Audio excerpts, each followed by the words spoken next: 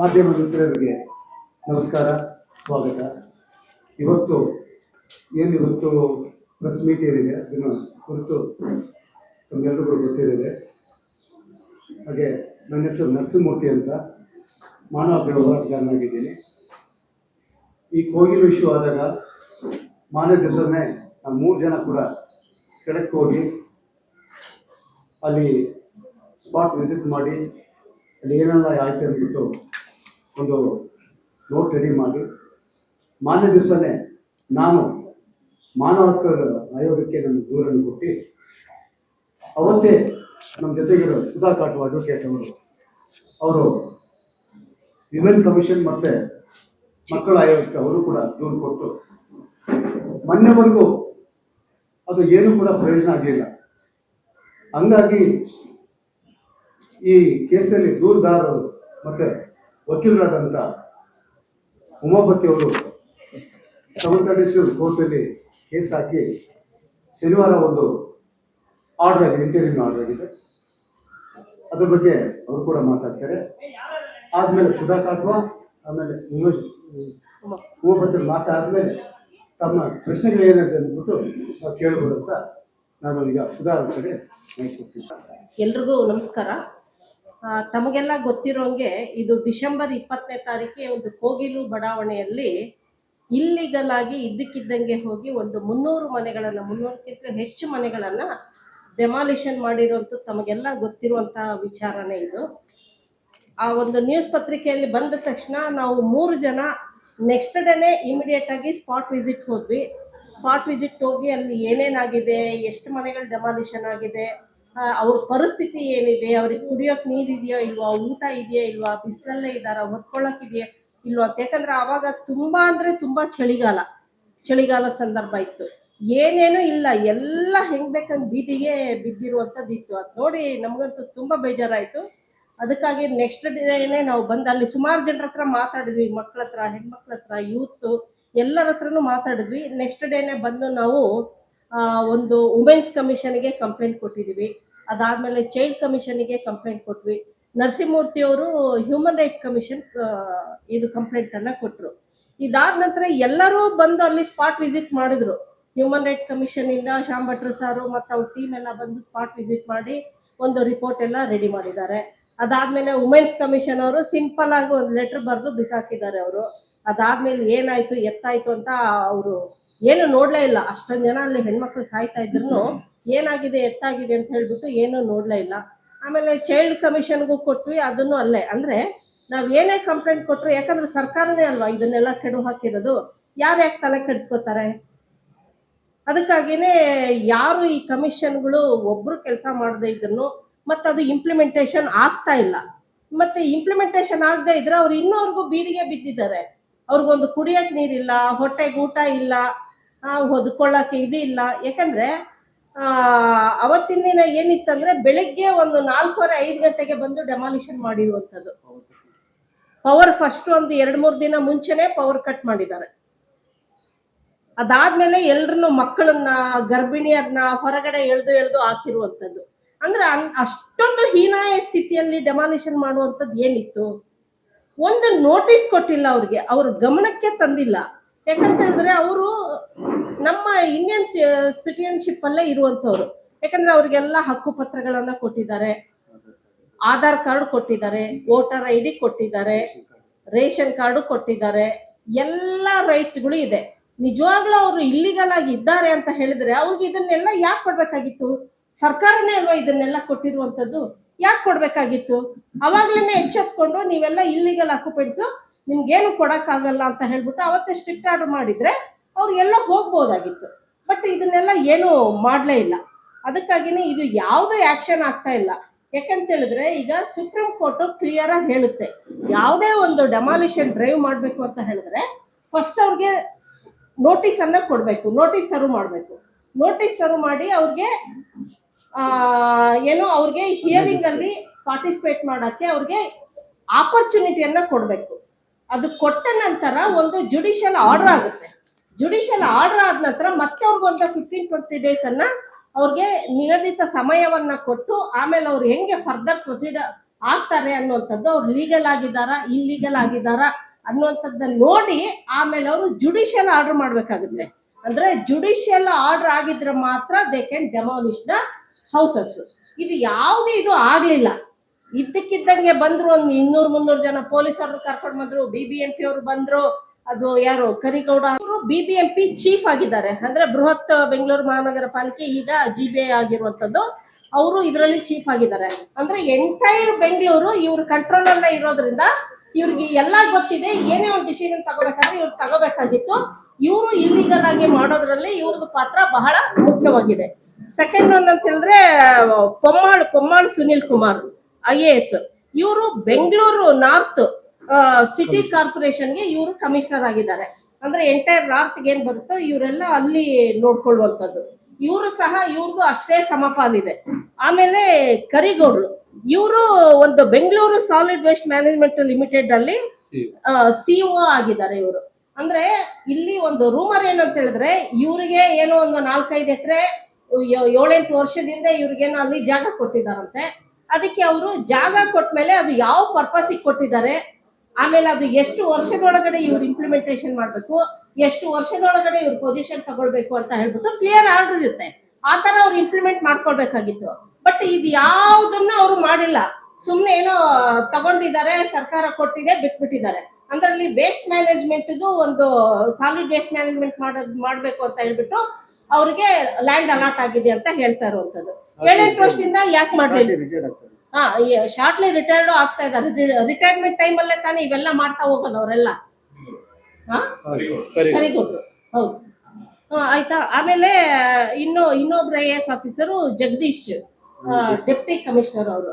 ಈಗ ಅವರು ಇಲ್ಲಿಗಲ್ ಆಗಿದ್ದಾರೆ ಅಂತ ಏನ್ ಹೇಳ್ತಾ ಇದ್ದಾರೆ, ಆ ಆಕ್ಯುಪೆಂಟ್ಸ್ ಗಳು ಇರುವಂತದ್ದು ಅದು ಗೋಮಾಳ ಜಾಗ ಯಾರ ಕಂಟ್ರೋಲ್ ಅಲ್ಲಿ ಬರುತ್ತೆ? DC ಅವ್ರ ಕಂಟ್ರೋಲ್ ಅಲ್ಲಿ ಬರುತ್ತೆ. ಅಂದ್ರೆ DC ಅವರು ಸಹ ಇದಕ್ಕೆ ಆದೇಶ ಮಾಡ್ಬೇಕಾಗಿತ್ತು. ಬಟ್ DC ಅವರಿಂದಾನು ಯಾವುದೇ ರೀತಿ ಆದೇಶ ಆಗಿಲ್ಲ. ಅಂದ್ರೆ ಇವ್ರದ್ದು ಯಾವ್ದು ಆದೇಶ ಆಗದೆ ಇವರೆಲ್ಲ ಸೇರ್ಕೊಂಡು ಯಾರ್ದು ಗಮನಕ್ಕೆ ತರದೆ ಇದು ಇಲ್ಲಿಗಲ್ ಆಗಿ ಡೆಮಾಲಿಷನ್ ಮಾಡಿರುವಂತದ್ದು. ಆಮೇಲೆ ಈ ಡೆಮಾಲಿಷನ್ ಟೈಮಲ್ಲಿ ನಾನು ಹೇಳದ್ನಲ್ಲ, ಒಂದು 200-300 ಜನ ಪೊಲೀಸರು ಹೋಗಿದ್ದಾರೆ ಅಲ್ಲಿ. ಅಂದ್ರೆ ಇದಕ್ಕೆಲ್ಲ ಕಾರಣಕರ್ತರು ಯಾರು? ನಮ್ಮ ಬೆಂಗಳೂರು ಸಿಟಿ ಪೊಲೀಸ್ ಕಮಿಷನರ್ ಆಗಿರ್ತಕ್ಕಂಥ ಶ್ರೀ ಸೀಮಂತ್ ಕುಮಾರ್ ಸಿಂಗ್ ಅವರು. ಅಲ್ಲಿ 200-300 ಜನ ಪೊಲೀಸವ್ರನ್ನ ಕಳಿಸಿ ಬೆಳಿಗ್ಗೆ ಒಂದು 4:30-5 ಗಂಟೆಗೆ ಲೈಟ್ ಇಲ್ಲ ಏನಿಲ್ಲ ಅಂತ ಟೈಮಲ್ಲಿ ಮಕ್ಕಳನ್ನ ಒಳಗಡೆ ಮಲ್ಕೊಂಡಿದ್ದಾರೆ.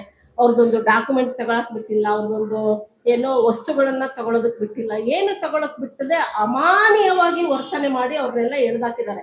ತಾವೆಲ್ಲ ಮೋಸ್ಟ್ಲಿ ಎಲ್ಲ ನೋಡಿರ್ಬಹುದು. ಇದೇನು ಅದು ಎಕ್ಸ್ಪ್ರೆಷನ್ ಮಾಡಕ್ಕೂ ಆಗಲ್ಲ ನಮ್ಗೆ, ಆ ತರ ಇರುವಂತಿದ್ದಿದೆ. ಅದಕ್ಕೆ ಇವರು ಸಹ ಅದಕ್ಕೆ ಮುಖ್ಯ ಜವಾಬ್ದಾರ ಆಗಿರ್ತಾರೆ. ಯಾಕಂದ್ರೆ ಯಾವುದೇ ಒಂದು ಮೇಲ್ಮಟ್ಟದ ಅಧಿಕಾರಿಗಳು ಹೇಳದೆ ಯಾವುದೇ ಒಬ್ರು ಅವರು ಅಂಡರ್ ಅಲ್ಲಿ ಕೆಲಸ ಮಾಡ್ತಕ್ಕಂಥ ಅಧಿಕಾರಿಗಳು ಯಾರು ಇಂಪ್ಲಿಮೆಂಟೇಷನ್ ಮಾಡೋದಕ್ಕೆ ಸಾಧ್ಯ ಇಲ್ಲ. ಅದಕ್ಕಾಗಿನೇ ಈಗ ನಾವೇನ್ ಮಾಡಿದ್ವಿ, ಯಾವುದೇ ರೀತಿ ಕಮಿಷನ್ ಅವರು ಒಂದು ಕ್ರಮ ಕೈಗೊಳ್ಳದೆ ಇದ್ದಿದ್ದಕ್ಕೆ ಮತ್ತೆ ಸರ್ಕಾರ ಅವ್ರು ಮಾಡಿರುವಂತ ಆರ್ಡರ್ಗಳನ್ನ ಇಂಪ್ಲಿಮೆಂಟ್ ಮಾಡದೇ ಇದ್ದಿದ್ದಕ್ಕೆ ಇವತ್ತು ನಾವು ಇದನ್ನ PCR ಹಾಕಿದೀವಿ. ಸುಮಾರು ಸೆಕ್ಷನ್ಸ್ಗಳೆಲ್ಲ ಅದರಲ್ಲಿ ಅಟ್ರಾಕ್ಟ್ ಆಗುತ್ತೆ, ಅದೆಲ್ಲ ಹಾಕಿದೀವಿ. ಅದಕ್ಕೇನೆ ಮಾನ್ಯ 7th ACJM ಕೋರ್ಟ್ ಅವರು 20ನೇ ತಾರೀಕು ಆರ್ಡರ್ ಮಾಡಿದ್ರು. ಅಂದ್ರೆ ಕಾಲ್ ಫಾರ್ ದ ರಿಪೋರ್ಟ್. ಈ 5 ಜನ ಅಕ್ಯೂಸ್ಡ್ಗಳು ಒಂದು ರಿಪೋರ್ಟ್ ಅನ್ನ ಮಾನ್ಯ ನ್ಯಾಯಾಲಯಕ್ಕೆ ಸಲ್ಲಿಸಬೇಕಾಗಿದೆ.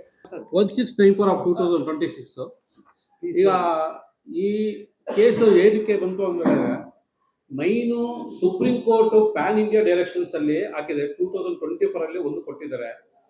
ಇವೊಂದು ಹೌಸಸ್ ಆರ್ ಇಲ್ಲಿಗಲ್ ಆಕ್ಯುಪೆಂಟ್ ಇದ್ರೇನು ಗೌರ್ಮೆಂಟ್ ಜಾಗ ಇದ್ರೇನು they have to follow the procedure ಅಂತ ಇದೆ. ಒಂದು ನೀವು ಪ್ರೊಸೀಜರ್ ಮಾಡಿ, ಮೊದಲು ನೋಟಿಸ್ ಕೊಡಿ, ನೋಟಿಸ್ ಕೊಟ್ಟಾದ್ಮೇಲೆ ಹಿಯರಿಂಗ್ ಮಾಡಿ, ಹಿಯರಿಂಗ್ ಆದ್ಮೇಲೆ ಒಂದು ಆರ್ಡರ್ ಪಾಸ್ ಮಾಡಿ, ಆ ಆರ್ಡರ್ ಪಾಸ್ ಆದ್ಮೇಲೆ ಮತ್ತೆ 15 days ವೈಟ್ ಮಾಡಬೇಕು.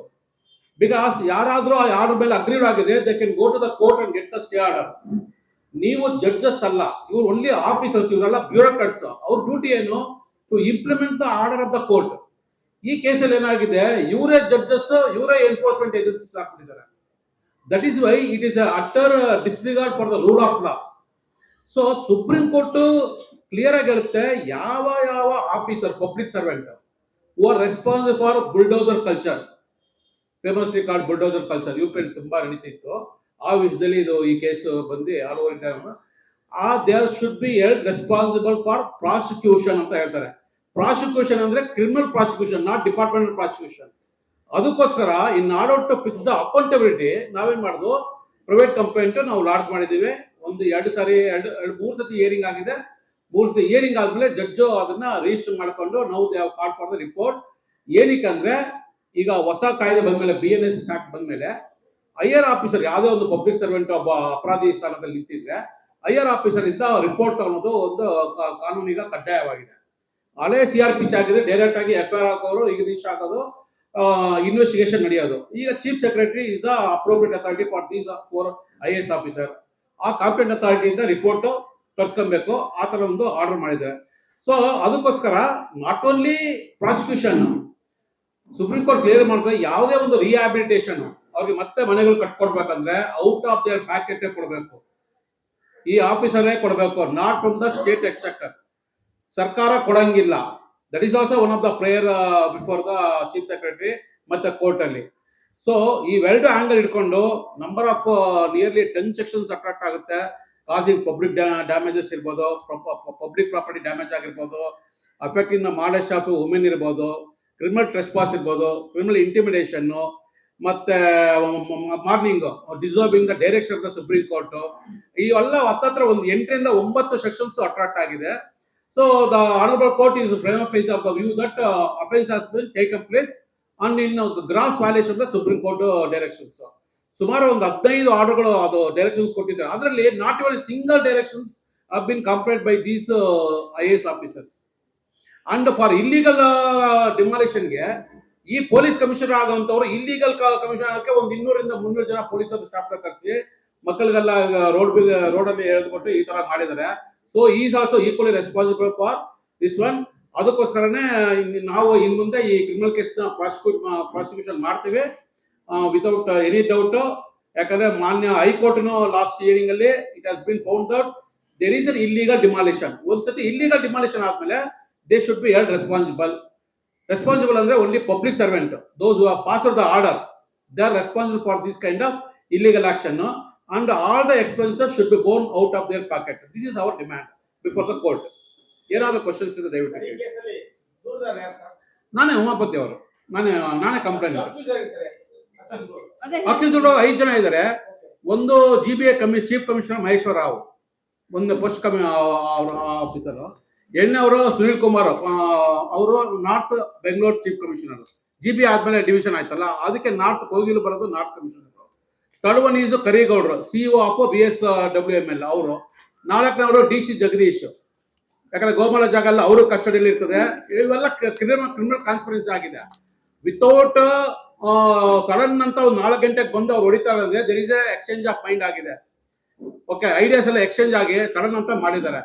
ಸೊ ಫಿಫ್ತ್ ಅಕ್ಯೂಸ್ ಬಂದು ಪೊಲೀಸ್ ಕಮಿಷನರ್ ಶ್ರೀಮಂತ್ ಕುಮಾರ್ ಸಿಂಗ್. ಸರ್ಕಾರದೇ ಇದೆ, ಅದೇ ಸುಪ್ರೀಂ ಕೋರ್ಟ್ ಹೇಳೋದು. ಇವೊಂದು ಇಟ್ ಈಸ್ ಇಲ್ಲಿಗಲ್ ಆಕ್ಯುಪೆಂಟ್. ಸರ್ಕಾರದ ಮುಂದೆ ನಾವಿದ್ರೇನು ಲ್ಯಾಂಡ್ ಗ್ರಾಬಿಂಗ್ ಪ್ರಾಹಿಬಿಷನ್ ಕೋರ್ಟ್ ಅಂತ ಒಂದಿದೆ. ಯಾರೇ ಒಬ್ರು ಇಲ್ಲಿಗಲ್ ಒತ್ತುವರಿ ಆಗಿದ್ರೆ ಅಲ್ಲಿ ಕೇಸ್ ಹಾಕ್ಬೇಕು. ಅವ್ರನ್ನ ಇಲ್ಲಿಗಲ್ ಆಗಿ ಆಕ್ಯುಪೈ ಮಾಡಿದ್ರೆ ನಿಮ್ಮ ಮೇಲೆ ಪ್ರಾಸಿಕ್ಯೂಷನ್ ಮಾಡ್ತೀವಿ ಅಂತ ಹೇಳ್ಬಿಟ್ಟು ಸ್ಪೆಷಲ್ ಕೋರ್ಟ್ ನಾವು ದೊರೆಸ್ವಾಮಿ ನೇತೃತ್ವದಲ್ಲಿ ಮಾಡಿ ಶ್ರೇಕಾಲ ಮಾಡಿ ಒಂದು ಕೋರ್ಟ್ ಎಸ್ಟಾಬ್ಲಿಷ್ ಮಾಡಿದ್ರು. CM ಸಿದ್ದರಾಮಯ್ಯ ಅವರೇ ಅದನ್ನ ಮಾಡಿದ್ದಾರೆ. ಅವ್ರ ಮೇಲೆಲ್ಲ ಕೇಸ್ ಅಲ್ಲಿ ಹಾಕ್ಬೋದಾಗಿತ್ತಲ್ಲ, ಅಲ್ಲಿ ಟ್ರಯಲ್ ಮಾಡಬಹುದಾಯ್ತಾ. They should pass a speaking order from the judicial officer. These IAS officers are not the judges. They cannot pass in a demolition order. Demolition order ಅವ್ರ ಕೈಯಲ್ಲಿಲ್ಲ, ಬಂದ್ಬಿಟ್ಟು ಹೊಡೆದಿದ್ದಾರೆ. Hence they are liable for criminal action. Notice ಮಾಡಿಲ್ಲ, ಅದಕ್ಕೋಸ್ಕರ ನಾವು ಇದೆಲ್ಲ ಮಾಡಿರೋದು. Notice ಕೊಟ್ಟಿಲ್ಲ. ಹೌದೌದು. ಈಗ BNSS ಆಕ್ಟ್ ಅಲ್ಲಿ ಏನಾಗುತ್ತೆ, ಅದೇ ನಾನು ಅವಾಗ ಹೇಳ್ದಂಗೆ ಮುಂದೆ ಚೇಂಜಸ್ ಇದೆ. ಮೊದಲಾದ್ರೆ ಡೈರೆಕ್ಟ್ ಆಗಿ ನೋಟಿಸ್ ಹೋಗುತ್ತೆ ಪೊಲೀಸ್ ಇದಕ್ಕೆ ರಿಜಿಸ್ಟರ್. ನಾವೇನ್ ಮಾಡೋದು, ಮೊದಲು ಯಲಹಂಕ ಪೊಲೀಸ್ ಸ್ಟೇಷನ್ ಹೋದು FIR ಹಾಕಕ್ಕೆ, ಅವರು ರಿಜಿಸ್ಟರ್ ಮಾಡಿಲ್ಲ. ಆಮೇಲೆ DCP ನಾರ್ತ್ ವೆಸ್ಟ್ ಹೋದು, ಅವರು FIR ಹಾಕಿಲ್ಲ. ಅದಕ್ಕೋಸ್ಕರ ಅದು third attempt as per the procedure of the law we have come before the magistrate court. Magistrate court hearing ಎಲ್ಲ ಮಾಡಿಬಿಟ್ಟು ಪ್ರೈಮಾ ಫೇಸಿ ಎಲ್ಲ ಆರ್ಡರ್ ಮಾಡ್ಕೊಂಡು ನಾವು they called for the report from the chief secretary. Case register ಆಗಿದ್ದಾರೆ, number ಬಂದಿದೆಯಲ್ಲ. FIR next stage ಅಲ್ಲಿ ಆಗುತ್ತೆ. First that is in the CRPC. ಅದು ಈಗ ಕಾನೂನು ಚೇಂಜ್ ಆಗಿರೋದ್ರಿಂದ ಈಗ BNSS ಆಕ್ಟ್ ಇದರಿಂದ we have to follow this procedure. ದೂರು ಕೊಟ್ಮೇಲೆ ಎಫ್ಐಆರ್ ಆಗದೆ ಮಾಡ್ಬೋದೇನೋ ಆದೇಶ ಆಗಿದೆ ಬೇಂತಲ್ಲಿ. ಇಲ್ಲ ಅದು ಮ್ಯಾಜಿಸ್ಟ್ರೇಟ್ ಡಿಸ್ಕ್ರಿಷನ್ ಇದೆ. ಅವರು ಡೈರೆಕ್ಟ್ ಆಗಿ ಎಫ್ಐಆರ್ ಹಾಕ್ಬೋದು ಅಥವಾ ಅವರು ಡೈರೆಕ್ಟ್ ಆಗಿ ಕಾಗ್ನಿಸೆನ್ಸ್ ತಗೋಬಹುದು. ಸರ್, ನೀವು ಕೇಳ್ಬೋದಲ್ಲ ಕೋರ್ಟ್ನ ಇದು ಕೇಸ್ ಇಟ್ಟು ಅಲ್ಲ. ಮಾಡೋದು. ಇಲ್ಲ ಈಗ ನಮ್ಮ ಪ್ರೇಯರ್ ಅದು ಇದೆ ಅದು. ಎಫ್ಐಆರ್ ಅಂತ ಇನ್ವೆಸ್ಟಿಗೇಷನ್ ಮಾಡ್ತಾರೆ. ಈಗ ನಾನು- ನೀವು ಏಕಾಂಗಿ ಇಲ್ಲ ಎರಡು ಪ್ರೊಸೀಜರ್ ಇದೆ. ಲೀಗಲ್ ಪ್ರೊಸೀಜರ್ ಇದು, ಇದು PCR ಇದು. ನಾಟ್ ಎಫ್ಐಆರ್ ಇದು. ಇದು PCR FIR ಇದು ಮ್ಯಾಜಿಸ್ಟ್ರೇಟ್ ಡಿಸ್ಕ್ರಿಷನ್ ಇದೆ. ಮ್ಯಾಜಿಸ್ಟ್ರೇಟ್ ಗೆ ಅನ್ಸಿದ್ರೆ ಇಲ್ಲ ಇದು ಫಿಟ್ ಕೇಸ್ ನಾನೇ ಡೈರೆಕ್ಟ್ ಆಗಿ ಟ್ರಯಲ್ ಮಾಡ್ತೀನಿ ಅಂದ್ರೆ ಅವರೇ ಕಾಗ್ನಿಸೆನ್ಸ್ ತಗೊಂಡು ಅಕ್ಯೂಸ್ ತರ ಟ್ರೀಟ್ ಮಾಡಿ ಅವ್ರನ್ನ ಸಮನ್ಸ್ ಮಾಡಿ ಟ್ರಯಲ್ ನಿಲ್ಲಿಸ್ತಾರೆ. ಇಲ್ಲ ಇದು ಡೀಟೇಲ್ ಇನ್ವೆಸ್ಟಿಗೇಷನ್ ಆಗಬೇಕು. ನಿಜವಾಗ್ಲೂ ಯಾರು ಡೆಮೊಲಿಷನ್ ಮಾಡಿದ್ದು, ಎಷ್ಟು ಜನ ಆಫೀಸರ್ ಇದ್ದಾರೆ, ಇವೆಲ್ಲ ಡಿಸ್ಪ್ಯೂಟೆಡ್ ಕ್ವಶನ್ ಇದ್ರೆ ಅವ್ರೇನ್ ಮಾಡ್ತಾರೆ, ತನಿಖೆಗೆ ಆರ್ಡರ್ ಮಾಡ್ತಾರೆ. ಅವಾಗ ಎಫ್ಐಆರ್ ಹಾಕ್ಬಿಟ್ಟು ತನಿಖೆಗೆ ಹಾಕ್ಬಿಟ್ಟು ನಿಜವಾದ ಅಪರಾಧಿಗಳು ಯಾರು ಅಂತ ಹೇಳ್ಬಿಟ್ಟು ಚಾರ್ಜ್ ಶೀಟ್ ಗೊತ್ತಾಗುತ್ತೆ. ಓಕೆ ಸರ್ಟಿಫೈಡ್ ಇದ್ದೀರಾ? ಕೋರ್ಟ್ ಹೇಳ್ತಿರೋ ಮತ್ತೆ ಹೋಗುತ್ತೆ ಎಫ್ಐಆರ್ ಇದಕ್ಕೆ ನೀವು 100% ನಮ್ಗೆ ಸ್ಯಾಟಿಸ್ಫೈ ಆಗಿದೆ. ಯಾಕಂದ್ರೆ ಕ್ರಿಮಿನಲ್ ಆಕ್ಷನ್ ಯಾರು ಇಷ್ಟಂತ ಇನಿಷಿಯೇಟಿವ್ ಮಾಡಿರಲಿಲ್ಲ ಲಾಸ್ಟ್ 2 months ಅಲ್ಲಿ. ಇವರು ಆರಾಮಾಗಿ ನಾವು ಮಾಡಿದ್ದೆ ರೈಟ್ ಅಂತ ಹೇಳ್ಬಿಟ್ಟು ಆರಾಮಾಗಿದ್ರು. So as per supreme court these person should be held liable and should be prosecuted as per the law, and all the cost of rehabilitation, reconstruction should be borne out of their pocket. Case file ಮಾಡಿದ್ರಾ? ಇದಂತ ಏನು ಜನತೆಗೆ ಹೇಳಕ್ಕೆ ಇಷ್ಟಪಟ್ಟು ಏನು ನ್ಯಾಯಕ್ಕೆ ಏನು ಈ 5 ಜನ IAS ಆಫೀಸರ್ ಮತ್ತೆ ಬೇರೆಯವರು ಇದಾರಲ್ಲ ಅವ್ರ ಮೇಲೆ ಕ್ರಿಮಿನಲ್ ಆಕ್ಷನ್ ಆಗಿ ಅವರ ಅಪರಾಧಿಗಳನ್ನು ಘೋಷಣೆ ಮಾಡಿ ಅವ್ರ ಟ್ರಯಲ್ ಫೇಸ್ ಮಾಡಬೇಕು. ಅಪರಾಧಿನ ನಿರಪರಾಧಿನ ಕೋರ್ಟಿಗೆ ಬಿಟ್ಟಿರೋದು, but they should face the trial. That is our demand. Property ಬಗ್ಗೆ ಜನ ಜಗಳ ಜೊತೆ ಆಧಾರ್ ಕಾರ್ಡ್ ಏನ್ ಸರ್? ಪ್ರಾಪರ್ಟಿ ಬಗ್ಗೆ ಜನ ವಾಸ ಇದ್ರು ಆಧಾರ್ ಕಾರ್ಡ್ ಇದೆ ಅದು ಇದೆ. ಅದು ಸಿವಿಲ್ ಕೇಸಲ್ಲಿ ನಾವು ಆಲ್ರೆಡಿ ಮಾಡ್ತಾ ಇದೀವಿ. ಈಗ ಹ್ಯೂಮನ್ ರೈಟ್ ಕಮಿಷನ್ ಎಲ್ಲ ಕಳ್ಕೊಂಡಿದೆ, ಮತ್ತೆ ಹೈಕೋರ್ಟ್ ಅಲ್ಲಿ ಒಂದು ಕೇಸ್ ಪೆಂಡಿಂಗ್ ಇದೆ. ಇದು ಏನಂದ್ರೆ ಕ್ರಿಮಿನಲ್ ಕೇಸ್, ಇದು ಪ್ಯೂರ್ಲಿ ಎ ಕ್ರಿಮಿನಲ್ ಕೇಸ್. ಒಂದು ಕಾಸ್ ಆಫ್ ಆಕ್ಷನ್ಗೆ ಕ್ರಿಮಿನಲ್ ಆಗುತ್ತೆ, ಸಿವಿಲ್ ಆಗುತ್ತೆ. ನಾವು ಕ್ರಿಮಿನಲ್ ರೂಟ್ ಇರ್ತೀನಿ, ಇವ್ರು ಸ್ವಲ್ಪ ದಾರಿಗೆ ಬರೋದು. ಇನ್ನು ಮುಂದೆ ಈ ತರ ಎಲ್ಲೂ ಆಗಬಾರ್ದು. ಬೆಂಗಳೂರಲ್ಲಿ ಒಂದು ನೋಟಿಸ್ ಕೊಟ್ಟು ಒಂದು ಜುಡಿಷಿಯಲ್ ಆರ್ಡರ್ ಮಾಡಿ then they can pass the order. ನಾವೇನ್ ಡಿಫೆಂಡ್ ಮಾಡ್ಕೊಂತಲ್ಲ ಅವರ ಇಲಿಗಲ್ ಆಕ್ಯುಪೆಂಟ್ನ, but there is a court for that. Court ಇಂದ ಆರ್ಡರೇ ಇಲ್ಲ, ಇವರೇ ಕಾನೂನಿಗೆ ಕೈ ತಗೊಂಡು ಇವರೇ ಡೆಮಾಲಿಷನ್ ಮಾಡಿದ್ದಾರೆ. ಸೊ ಅದಕ್ಕೆಲ್ಲ ಇವರೇ responsible. Else they are liable for criminal prosecution ಅಂತ ನಮ್ಮ ವಾದ. ಸರ್ ಈಗ ನೆಕ್ಸ್ಟ್ ಅನದರ್ 15 to 20 days. ಈಗ ನೆಕ್ಸ್ಟ್ ಡೇಟ್ ಅಲ್ಲಿ ನಾವು we have to give the status. ಅದಾದ್ಮೇಲೆ ಅದು ಪ್ರೊಸೀಜರ್ ಇದೆ. ಅದು ಜಡ್ಜಸ್ಗೆ there is no time limit, ಇಷ್ಟು ತನಕ ಕೊಡಬೇಕು ಅಂತ ಏನು ಇಲ್ಲ. Not from the who is the higher officer ಅಂತ ಹೇಳ್ಬಿಟ್ಟು BNSS ಆಕ್ಟ್ ಅಲ್ಲಿ ಇದೆ. ಹೈಯರ್ ಆಫೀಸರ್ ಅವ್ರ ಕಡೆಯಿಂದ ಅವರು ನೋಟಿಸ್ ಕೊಟ್ಬಿಟ್ಟು ತರಿಸ್ಕೊಂತಾರೆ. Yes sir. ಟ್ರಯಲ್ ಕೋರ್ಟ್ ಏನಾದ್ರು ಅಪೀಲ್ ಯಾವ ತರ ಇದೆ ಸರ್ ಇದು? ಇಲ್ಲ ಈಗ ಇನ್ನೂ ಈಗ ಪ್ರಾಥಮಿಕ ಹಂತದಲ್ಲಿ ಇರೋದ್ರಿಂದ ಇದು ಟೈಮಿಂಗ್ ಇರ್ಬೇಕಲ್ಲ, 10 days, 1 ತಿಂಗಳು ಟೈಮ್. ಅದಕ್ಕೆ ಹೇಳಿದ್ದು ನಾವು ಸಾರ್ ಅದನ್ನೇ ಕ್ವಶನ್ ಕೇಳಿದ್ದು. There is a discretion for the court magistrate. ಇಷ್ಟೇ ದಿವಸದಲ್ಲಿ ಕೊಡಬೇಕು, ಇಷ್ಟೇ ದಿವಸದಲ್ಲಿ ಕೊಡಬೇಕಂತ ಏನಿಲ್ಲ. ಯಾವುದೇ ಒಂದು ಲಿಮಿಟೇಷನ್ ಇರ್ತಾವಲ್ಲ, ಲಿಮಿಟೇಷನ್ ಇಲ್ಲ ಇದ್ರಲ್ಲಿ ನಮ್ ಇಲ್ಲ, ಅದು ನಿಮ್ಗೆ ಗೊತ್ತಲ್ಲ. ಇನ್ನೂ 10 ವರ್ಷ ಆದ್ರೂ ಯಾವ ಅಪರಾಧಿಗಳಿಗೆ ಶಿಕ್ಷೆ ಆಗ್ತಿಲ್ಲ ಅಂತ ಹೇಳಿದ್ರೆ this is the reason. There is no time limit. There are various reasons. Number of cases ಇರ್ತದೆ. ಅಕ್ಯೂಸರ್ ಸಿಕ್ಕಿಲ್ಲ, ಸಮನ್ಸ್ ಇಶ್ಯೂ ಆಗಿಲ್ಲ, ವಾರಂಟ್ ಇಶ್ಯೂ ಆಗಿಲ್ಲ, ಅಥವಾ ಸ್ಟೇ ಇದೆ, ಈ ತರ ನಂಬರ್ ಆಫ್ ರೀಸನ್ಸ್ ಇರ್ತದೆ. ನಾವು ಈಗ at least we have set the criminal law in motion. Okay, so let us see the result so that these erring officials will be held responsible.